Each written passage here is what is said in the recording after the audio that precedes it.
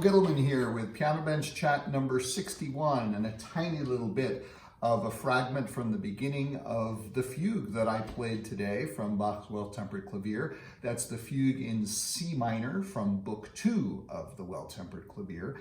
And that's not what I want to talk to you about today. Sorry. This is going to be a little bit of a shaggy dog story of a Piano Bench Chat, but bear with me if you can. If you can't, there's that little red close button you can hit and bail out anytime you want. But I hope by the time we get to the end, it will have been an interesting little diversion through the weeds of the classical musical language. It's not the beginning of that fugue that prompted me to go down this rabbit hole that I'm pulling you into. It's the end of the fugue, and the end of the fugue goes like this.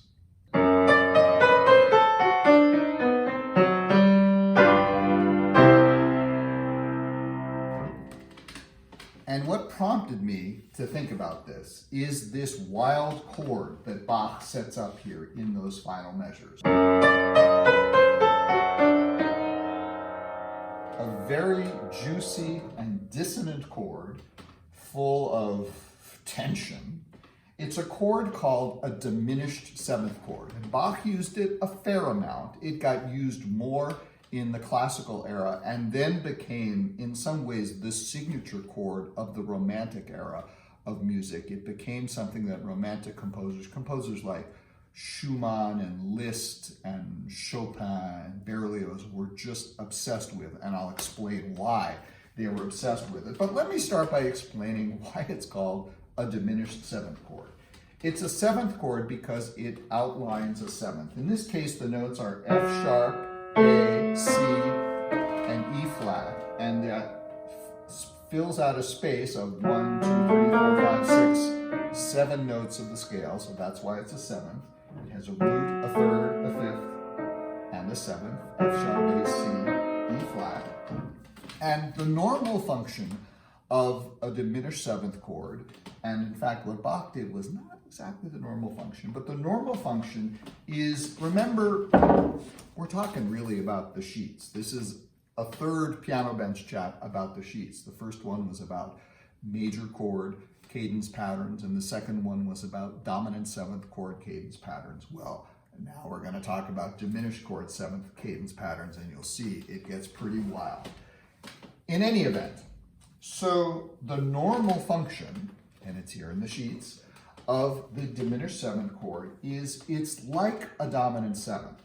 So for instance, let's say you had a dominant seventh chord in the key of G minor. It would be D, F sharp, A, C, and it would do something like this. And that would be a cadence using a dominant seventh chord in G minor.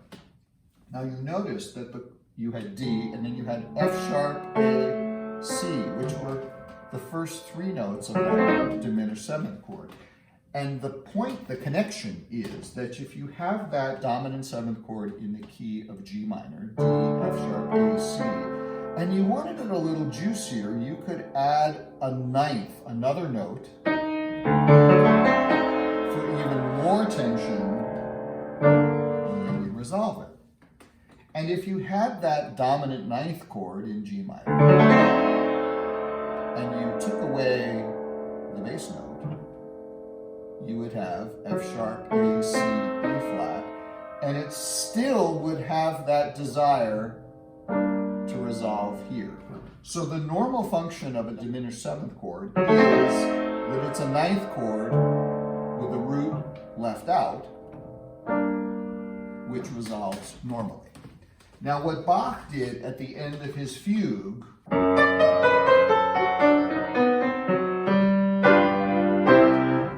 was not the normal resolution or the normal usage of the diminished seventh chord. It was one of the special usages. See, everything about this is complicated.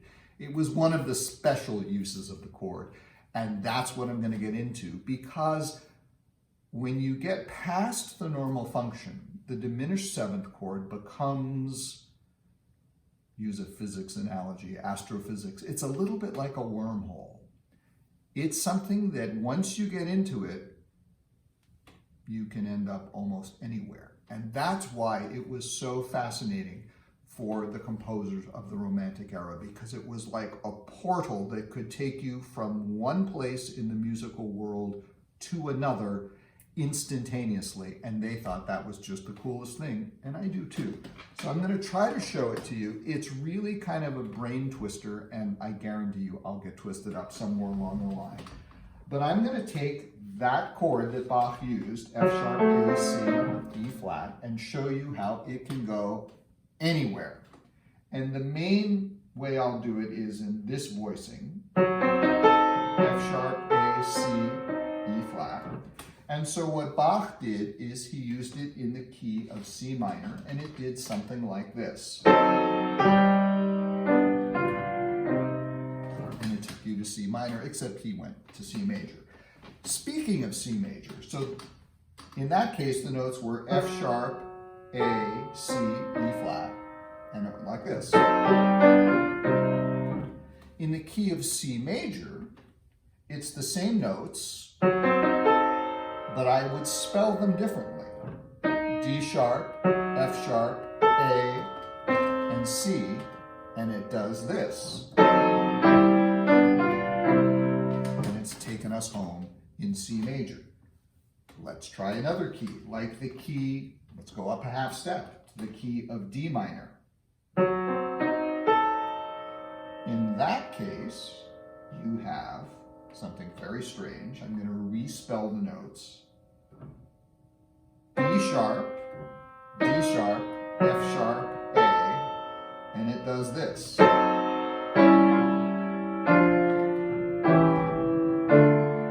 And takes us to D minor. In D major, same spelling, B sharp, D sharp, F sharp, A.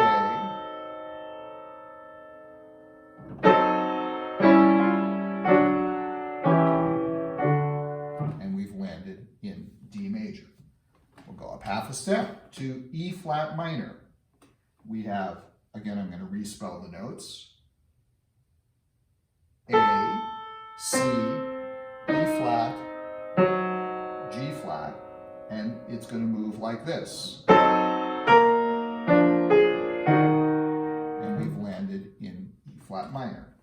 In E flat major, it's going to be F sharp, A, C, E flat, and this will happen. And we've landed in E flat major. Go up another half step to E minor. Here's our chord, except I'm going to spell it D sharp, F sharp, A, C. And I quickly land in E minor. In E major, it's the same story. D sharp, F sharp, A, C. And I've landed in E major. Up another step to F minor. Things get a little interesting here. We have D sharp, F sharp, A, C, and it moves like this.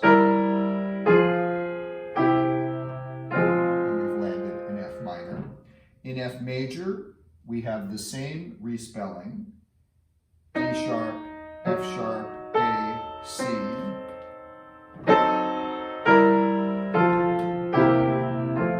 And we land in F major. Up another half step to F sharp minor. Now here, I'm going to have the notes B sharp, D sharp, F sharp, A, but just to make it easier, I'm going to revoice this chord for a simpler progression. And we go into F sharp minor. In F sharp major, we have G double sharp, B sharp, D sharp, F. And again, I'll revoice it for ease of voice leading. And we have, we land in F sharp major. In the key of G minor, things are pretty simple. F sharp, A, A, C, E, and we can go right there to G minor. We can also, in G major, have the same thing, F sharp, A, C, E flat, and we're in G major. And that was the simple case of the normal function of the dominant ninth chord with a root going to minor or major. So that was G. Up another half step, we're to A flat. And we have, oh, do we have any? Oh, yes, we have F sharp, A, C, E flat in A flat minor. And this is what happens. We have moved to A flat minor. In A flat major, it's the same sort of story. F sharp, A, C, E flat. And we've landed in A flat major. In A, we have D sharp, A minor, D sharp, F sharp, A, C, and it moves this way. In A major, it's B sharp, D sharp, F sharp, A, and moves this way. It's amazing just how smoothly you can go from one place to another. That was A, B flat. All right, B flat, we would have, this is easy, A, C, B flat minor, A, C, E flat, G flat,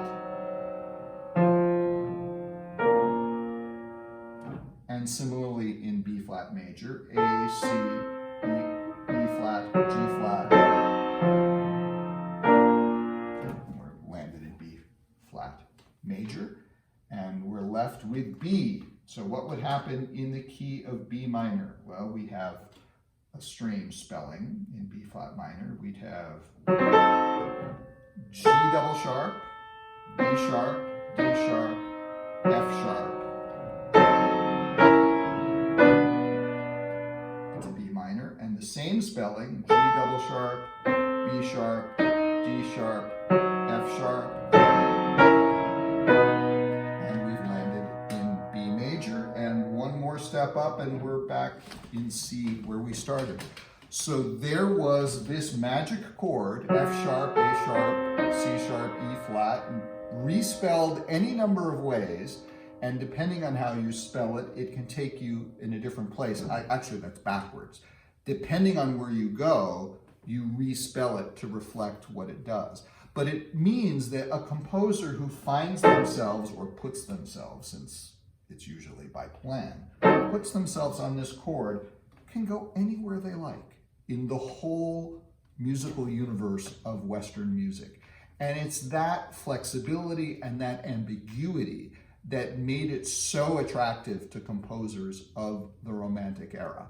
For Bach, it was just a really juicy chord to use every once in a while when you wanted extra intensity. But for composers like Wagner and Mahler and, as I said, Liszt and all those guys, it was essential because it was this kind of universal pivot that had so many potential meanings in it that it could take you anywhere. It was like magic. So I hope you've enjoyed this piano bench chat on the diminished seventh chord. I promise you, you will not be tested on it. I promise you the next one, whatever it is, will be much easier and much more fun. But my brain will need a little time to recover from all of these calculations. I hope you enjoyed it. Hope you're staying safe, staying sane, and I'll see you next week for Piano Bench Chat number 62. Take care.